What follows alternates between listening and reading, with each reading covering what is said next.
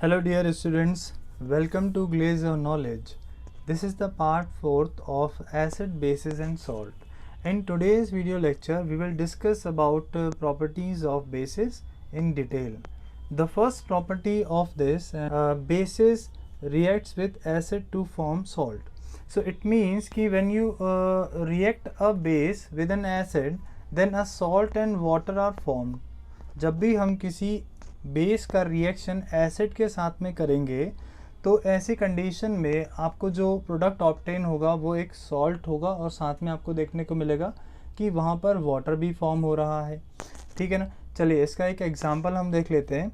Suppose मान लीजिए कि मेरे पास में है NaOH है। ओके, सो NaOH जो होगा ये एक्वस फॉर्म में होगा।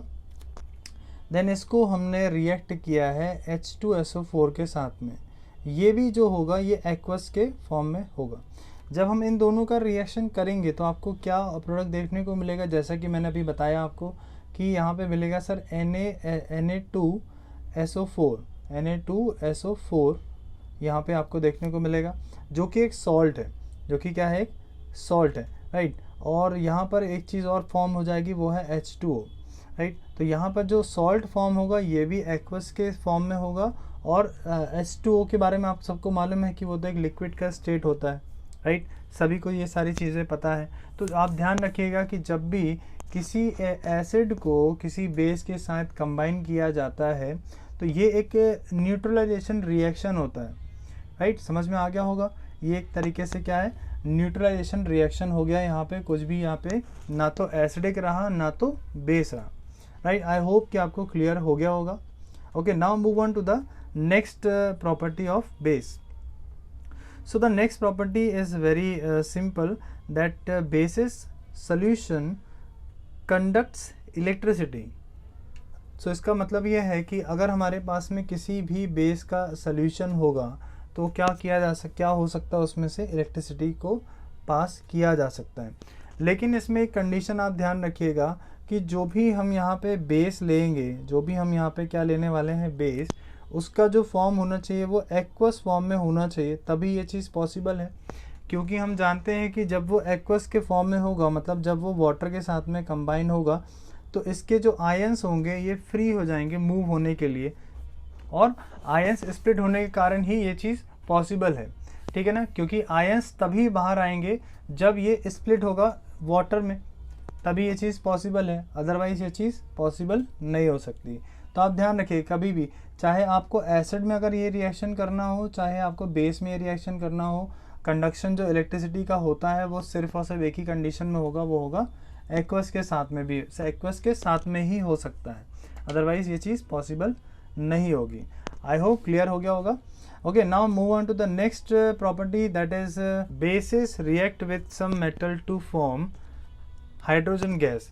दैट मीन्स कि अगर हम किसी भी बेस का रिएक्शन करते हैं किसी मेटल के साथ में, तो यहाँ पर आपको कुछ ऑब्जर्वेशन मिलेगा, दैट इज़ हाइड्रोजन गैस यहाँ पे फॉर्म हो रही है। सपोज़ मान लीजिए कि मैंने एक बेस ले लिया है जो कि एक स्ट्रॉन्ग बेस है, वो है NaOH को हमें एक्वस इस फॉर्म में लेना होगा। जैसे ही हम इसमें जिंक को ऐड करेंगे, देन क्या होगा, अब हमें इसको हीट कराना होगा, तब जाके ये रिएक्शन पॉसिबल है। तो क्या फॉर्म हो जाएगा, ये Na2ZNO2 फॉर्म होगा। साथ में आप देखेंगे कि यहाँ पर H2 गैस भी रिलीज़ होता हुआ आपको नज़र आ रहा है। तो बहुत बेसिक सा चीज़ है कि जब भी हम किसी भी बेस का रिएक्शन किसी मेटल के साथ में करेंगे तो यहाँ पर हाइड्रोजन गैस तो आपको दिख ही रहा है, साथ में जो Na2ZNO2 जो बन गया है, ये एक्चुअल में क्या है, सोडियम जिंकेट है, जो कि सॉल्ट है, राइट। तो ये भी आपको ध्यान रखना होगा इस रिएक्शन में, राइट। चलिए हम नेक्स्ट प्रॉपर्टी की तरफ मूव करेंगे।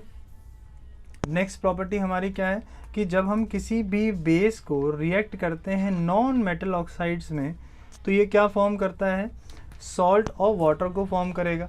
सबसे पहले हम एक यहाँ पे एग्जांपल लेते हैं। सपोज मान लीजिए कि मैंने ले लिया है नॉन मेटल ऑक्साइड चाहिए है ना, तो हमारे पास में हो जाएगा कार्बन डाइऑक्साइड। मान लीजिए मैंने क्या ले लिया, कार्बन डाइऑक्साइड लिया है, जिसको हमने किस में ऐड किया है, बेस में, राइट। किस में ऐड कर दिया मैंने, एक बेस। तो कैल्शियम हाइड्रोक्साइड यहाँ पे मैंने लिया है। कैल्शियम हाइड्रोक्साइड एक बेस होता है।